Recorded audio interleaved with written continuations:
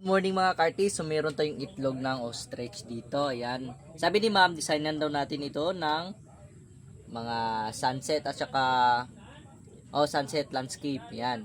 So yung naisip natin dito, sindan tayo ni ma'am ng sunset. Unahin natin yung sunset pero bagong lahat ng yan, pinturahan mo natin to ng puti. Hello, I'm ka-artist. Okay lang naman tawagin akong walang kwenta. Hindi naman sa nagmamagaling tayo pero sa totoo lang wala naman siyang ambag kaya sana hindi tayo madala sa mga sinasabi niya. Pero sobrang sakit kasi ng sinasabi ng mga taong ganito. Hindi talaga maiwasan kapag vlogger ka talaga. Meron talagang mga taong nangda-down sa'yo. Kasi ano talaga yung nakasanayan ng mga Pilipino. Ganun lang talaga ang buhay natin sa mundo. Lahat naman kasi na nakikita, may issue talaga.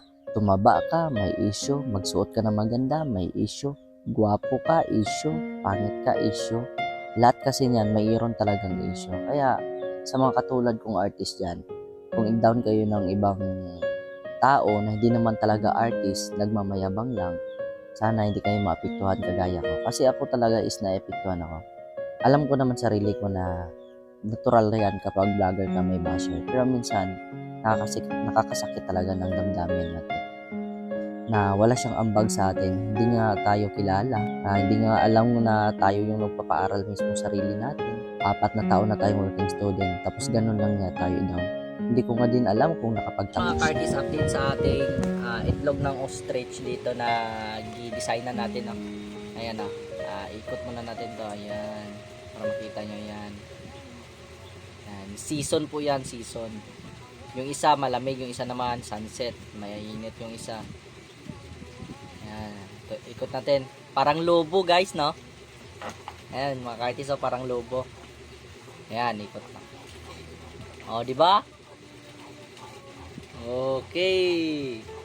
Kaya sa mga katulad kong magiging content creator pa lang dito, sikapan nyo lang at saka huwag kayong paapekto sa mga basher kasi yung basher kasi ang nagpapaangat sa atin. At bago tayo magtapos mga ka-artist, salamat po sa lahat ng nagpapagawa sa atin ng painting. Kasi sila yung dahilan kung bakit tayo nakapag-aral at malapit na tayong magtapos dito sa kolehiyo. Kaya sa susunod, ako naman yung magpapasalamat sa lahat ng nagpatrabaho sa akin ng painting kasi nang dahil sa inyo ay malapit ko nang makamit yung gusto ko. At saka hindi pa lang dyan nagtatapos yung mga kwento natin mga ka-artist. Marami pa akong dapat i-share kung pwede lang mapa-MMK tayo. Mag-share ako sa MMK. Ito na po yung ating final output sa itlog ng ostrich mga ka-artist na 2 season po yan, malamig at mainit na season yan siya. Ayan lang, kasi para maganda tingnan sa mata, yan ang ginawa natin. Kaya thank you po sa nagpagawa. Bye!